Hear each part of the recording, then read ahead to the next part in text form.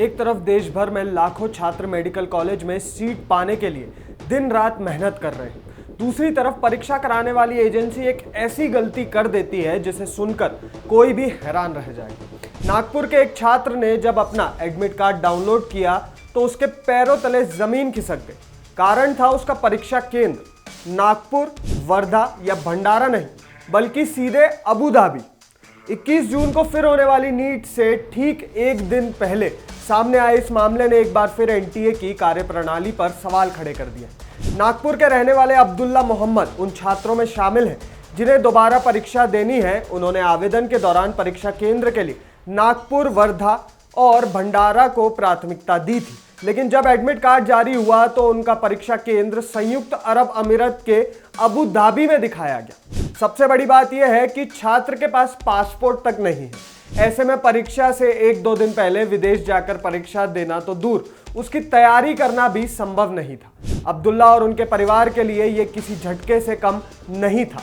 एक महीने से दोबारा परीक्षा की तैयारी कर रहा छात्र अचानक ऐसी स्थिति में पहुंच गया जहां उसे समझ ही नहीं आया कि अब क्या किया जाए, परीक्षा भी दे पाएगा या नहीं। परिवार ने तुरंत एनटीए हेल्पलाइन में संपर्क किया और मामले की शिकायत दर्ज कराई। इस बीच मामला राजनीतिक गलियारों तक भी पहुंच गया। महाराष्ट्र सरकार के पूर्व मंत्री और कांग्रेस नेता डॉक्टर अनीस अहमद ने इस मुद्दे को उठाया। उनका कहना है कि जब छात्र ने अपने शहर और आसपास के केंद्र चुने थे तो उसे विदेश में सेंटर कैसे आवंटित किया गया।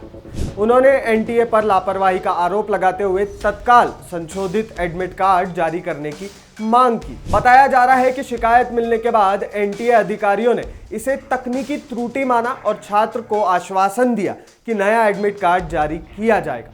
बाद में यह जानकारी भी सामने आई कि छात्र को नागपुर में ही नया केंद्र देने की प्रक्रिया शुरू कर दी गई। लेकिन सवाल सिर्फ एक छात्र का नहीं है, सवाल उस भरोसे का है जिसे लेकर लाखों छात्र परीक्षा देने बैठते हैं। पिछले कुछ वर्षों में नीट और दूसरी राष्ट्रीय परीक्षाओं को लेकर लगातार विवाद सामने आते रहे हैं। ऐसे में जब परीक्षा से ठीक पहले किसी छात्र को दूसरे देश का परीक्षा केंद्र आवंटित हो जाए तो स्वाभाविक रूप से एजेंसी की व्यवस्था पर सवाल तो उठने ही हैं। मामला इतना बढ़ गया कि कांग्रेस सांसद राहुल गांधी ने भी सोशल मीडिया पर प्रतिक्रिया दी।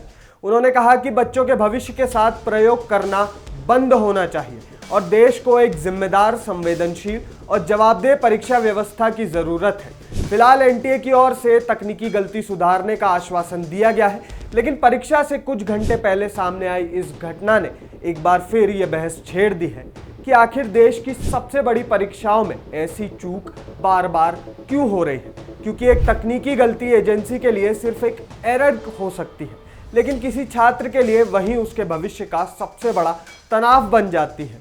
भाई साहब, उस बच्चे की सोचिए जिसने वो अबू धाबी देखा होगा।